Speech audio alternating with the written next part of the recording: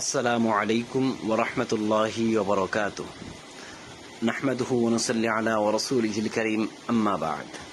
সকল প্রশংসা জ্ঞাপন করছি মহান রব্বুল আলামিনের তরে।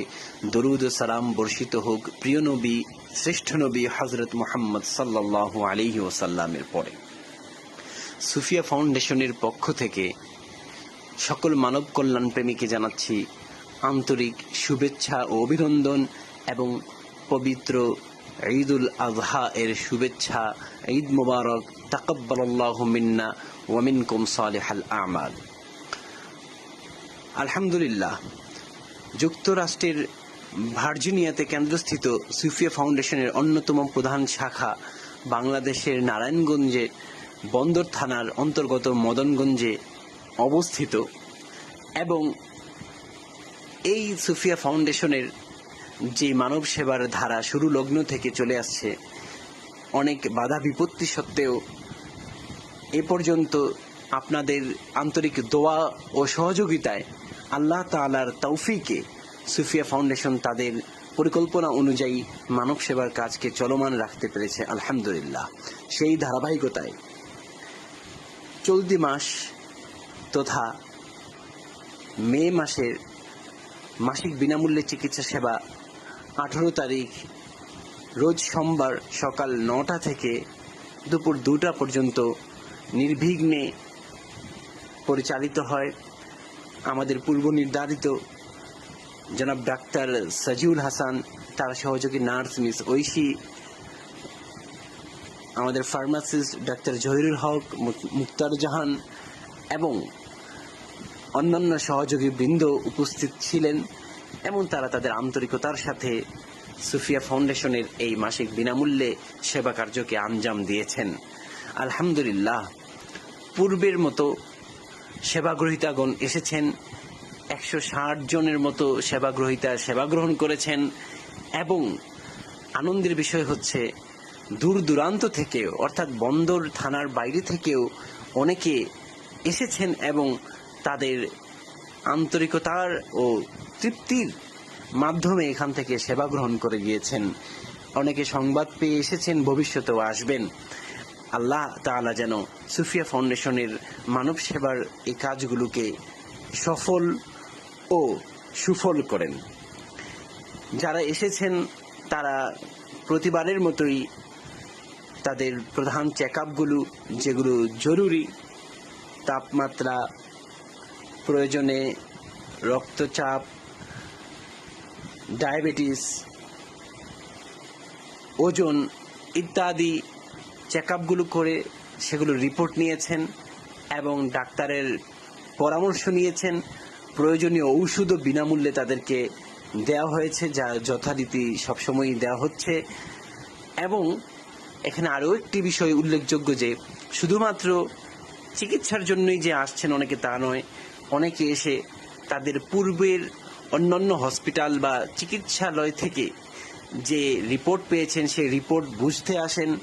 অনেকে তাদের যে ধারাবাহিক চিকিৎসা, যে ঔষধগুলো ডাক্তার দিয়েছেন সেগুলো কি যথাযথভাবে খাওয়া হচ্ছে কিনা সে ব্যাপারটিও জানতে আসেন এবং অনেকে শুধুমাত্র পরামর্শের জন্যও আসেন এবং অনেকেই জানিয়েছেন যে তারা এখানকার পরামর্শ পেয়ে বেশ উপকৃত হয়েছেন এবং যা অনেক দিন যাবৎ আরোগ্য লাভ হচ্ছিল না তেমন রোগও এখানকার ঔষধ বা ডাক্তারের পরামর্শ থেকে আলহামদুলিল্লাহ নিরাময় হয়েছে।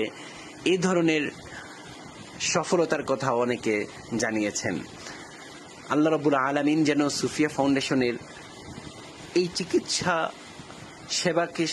সেবার পাশাপাশি সুফিয়া ফাউন্ডেশনের যে অন্যান্য সেবাগুলো রয়েছে, অর্থাৎ উপার্জনে অক্ষম ব্যক্তিদের মাঝে মাসিক ভাতা প্রদান, মাসিক বিনামূল্যে খাদ্য সেবা, যদিও সাধারণ সৎকার ফান্ডে পর্যাপ্ত পরিমাণে অনুদান না থাকায় গত 1-2 মাস যাবৎ বিনামূল্যে খাদ্য সেবার কাজটি বিঘ্নিত হয়েছে। আমরা আশা করি আল্লাহ তাআলা যেন সেটাকে আবারও সফলভাবে বেগবান করেন এবং আপনাদের কাছেও সে লক্ষ্যে আবেদন থাকবে যেন সুফিয়া ফাউন্ডেশনের সাদাকা ফান্ডে সাধারণ অনুদানও দিয়ে আপনারা সামিল থাকেন। আরও একটি আনন্দের সংবাদ হচ্ছে, আপনাদেরকে ইতিপূর্বে জানানো হয়েছিল যে সুফিয়া ফাউন্ডেশনের পক্ষ থেকে দারিদ্র্য বিমোচন কর্মসূচির উদ্যোগ নেওয়া হয়েছে জাকাত ফান্ড থেকে, এবং সে লক্ষ্যে কাজও শুরু হয়েছে। এবং সুফিয়া ফাউন্ডেশন অনেক অনুসন্ধানের পর যথাযোগ্য একজন ব্যক্তি, এক ভাইকে নির্ধারণ করেছেন, যিনি বহু বছর যাবৎ প্যারালাইসিসড হয়ে শয্যাশয়ী আছেন। তাকে সুফিয়া ফাউন্ডেশনের পক্ষ থেকে মাসিক ইনকামের জন্য একটি ঘর পুনর্নির্মাণ করে দেওয়ার ব্যবস্থা নেওয়া হয়েছে। এভাবে আরও যদি প্রয়োজন থাকে, তেমন সকল উপযুক্ত ভাইদের পাশে যেন দাঁড়াতে পারেন, সুফিয়া ফাউন্ডেশন যেন তাদের সেবা করতে পারে, সে লক্ষ্যে আপনাদের কাছে দোয়া, সহযোগিতা ও অর্থনৈতিক অনুদান কামনা করছি। আল্লাহ তাআলা যেন আমাদেরকে আমাদের পুণ্যময় ও সেবামূলক কাজকে সফল করেন এবং তা অব্যাহত রাখেন। আল্লাহর কাছে ফিলিস্তিন সহ বিশ্বের সকল নির্যাতিত মুসলিমের জন্য, পাশাপাশি অন্যান্য সাধারণ মানুষ যারা নির্যাতিত হয়েছেন, তারা যেন নিরাপত্তা, স্বাধীনতা ও সফল জীবন লাভ করেন। আমাদের প্রয়াত যে সকল মুরব্বীগণ রয়েছেন, আল্লাহ তাআলা যেন তাদেরকে ক্ষমা করে জান্নাতুল ফিরদাউস দান করেন। আমাদের বেঁচে থাকা মুরব্বীদেরকে আল্লাহ তাআলা যেন সুস্থ, সবল ও নিরাপত্তার সাথে জীবন যাপনের তৌফিক দান করেন। পাশাপাশি সুফিয়া ফাউন্ডেশনের সাথে যার নাম যুক্ত রয়েছে, সেই জনাব বেগম সুফিয়াকে আল্লাহ তাআলা যেন জান্নাতুল ফিরদাউস দান করেন। সকলের কাছে সুফিয়া ফাউন্ডেশনের পাশে থাকার আহ্বান জানিয়ে বিদায় নিচ্ছি। আসসালামু আলাইকুম ওয়া রাহমাতুল্লাহি ওয়া বারাকাতুহু।